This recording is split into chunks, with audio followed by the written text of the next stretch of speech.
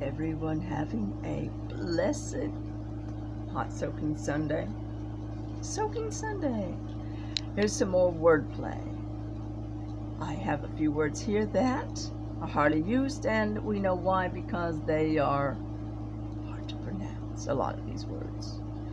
I thought of a word earlier while I was watching one of those crime shows, and I thought of a word called horrageous, and I'm sure I'm not the only one who thought of that word before. Horrageous. Horrible, horribly outrageous. Horrageous. Can I have dibs on that word? Probably not. I haven't even looked it up. For all I know, it's in the dictionary by now. And I know this word's out there, but I love it. Parroting. A lot of people do that today. They don't have their own creativeness, so they parrot other people. Parroting. And now we'll start with the hard to pronounce words. If I don't pronounce this right, just have to excuse me for a minute. Let's see. Nudiastortion. Nudiastortion. I think that's right. The day before yesterday. That's what it means. But it's easier just to say the day before yesterday than nudiastortion, which now we know why people usually don't say it. Brouhaha. I know most of you have heard of that. But unless you're part of a newspaper, a magazine, or in the news, you probably don't say it very often. Which means overexcited response. Brouhaha.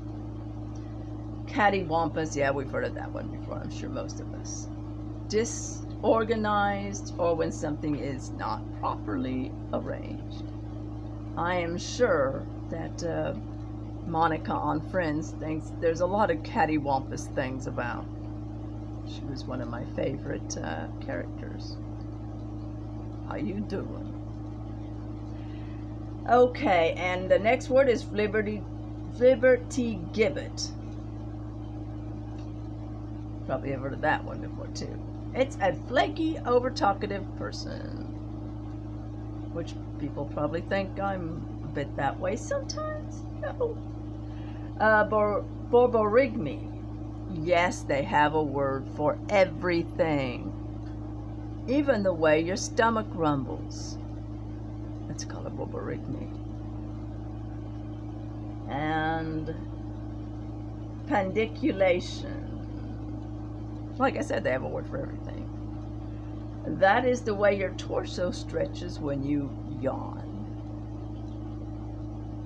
They even have a word for that. Isn't that kind of weird? Just kind of. Donnybrook. An uproarious argument. Are there any other kinds? And eloquent. Like I said, a word for everything. That is spraying saliva whilst speaking. You know, say it, don't spray it. And canoodle. That is to cuddle or get close to. I have words I usually say kuschel or kuschly or kuschel. Sort of close to the German versions of cuddling. And a word I just thought of earlier called kuschnuggle. Kuschnuggling. That's kuschnuggling when you take cuddling and snuggling, put them together. Kuschnuggling. I know, not very creative, but anyway. Dolly wobbles. That's anxiety or stomach queasiness. I'm sure we've all had the dolly wobbles. Bumbershoot. Umbrella, but umbrella sounds better, doesn't it? And last but not least, vomitory. You'd think that would mean vomit, but it doesn't. Although it is a vomiting way of saying it, I think. It just simply means an entrance or exit in a theater or amphitheater. I think exit or entrance sounds much better. Now we know why. You don't hear these words very often, right?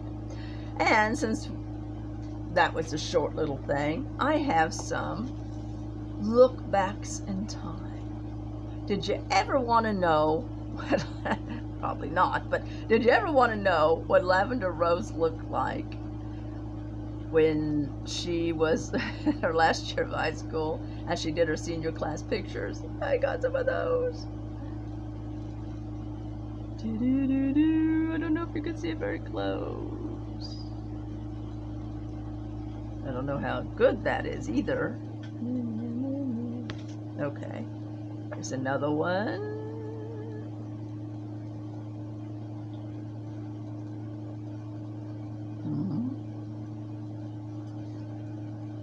Here's another. I like that dress.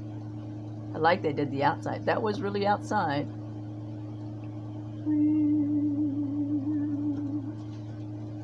And one more. Yay, look. And I used to work in a daycare. My favorite job. I had the kids that were, I started in they had like anywhere from babies to like 5 right before you go to kindergarten, right? And I started out with doing babies in diapers, which taught me, got me to knowing how to do all that stuff, right? So I was happy for that. But it really wasn't my cup of tea. Feed them bottle, you have to put them to sleep, But I did like they eventually said, because they first started out, they had you couldn't have it younger than 4 months. So they had 4 months to, actually, I take that back. You could do it younger than 4 months, but I think they might have had one in there before as early as 2 weeks. But when I was there in the nursery, it was 4 months till 3. Or was it, till about 3 years old. So they said, man, there's a lot of, babies and toddlers in there. So they made a new class. I got the 18-month-olds to 3-year-olds. I loved it. That's the age group. Anyway, and this was one of my little kids. Hey, he almost looks like me. See, I'm holding him, Skylar. Such a cute name for a cute. The bluest blue eyes and the curliest, really curly brown hair. So cute. He would cry. If I had to leave before he did, he would cry. That's how attached he was to me. And he was about 2. Born July of 1986. He is a grown-up by now, hard to believe. Because when I knew him, he was just a little baby. Anyway, that's enough of all of that. So, I want to wish everyone a happy, wonderful, nice new week, and over and out.